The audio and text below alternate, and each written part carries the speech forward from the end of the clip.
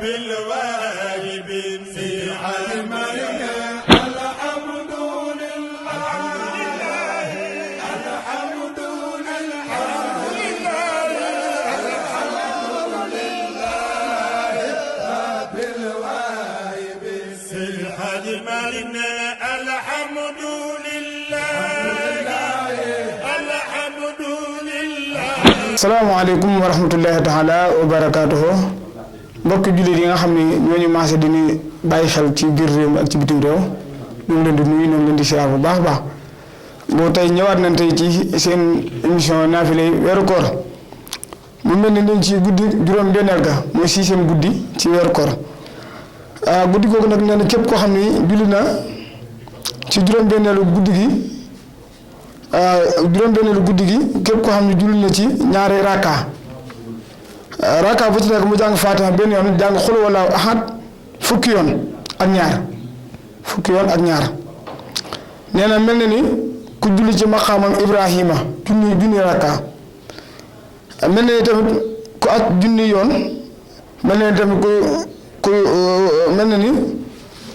dégg nga ku julli junni raka da koy am ci maqaamam Ibrahima sarax tamit junni dërëm léeg-léeg junni ñu xiif nee na te bu ñaanee des na ko nangul des na nangu ak ñaanam mel na ni it ku jox ndogu xeetu yonent bi sallallahu taala alayhi wa sallam yëpp te bu faatu itam ci ñi ànd ak yonent bi alayhi salaam ci lay bokk wala bokk ñu doon koy limaale ci yi nga xam ne ñoo dee ci jihaad des na ko musal ci mititu dee te bàmmeelam it des na ko defal mu bokk ci dëri ay aljana ya te buy dekki dana ànd ak leer goo xam ne day mel ni jant di xeeñ gët ga gën a neex te dana tàbbi aljana te deesu ko isaab dégg nga kon loolu mooy naafri yi nga xam ni mooy wala bokk xéwal yi nga xam ne moo aju ci képp koo xam ne def na naafri yi kon asalaamaaleykum wa rahmatullahi taala wa barakaatuhu.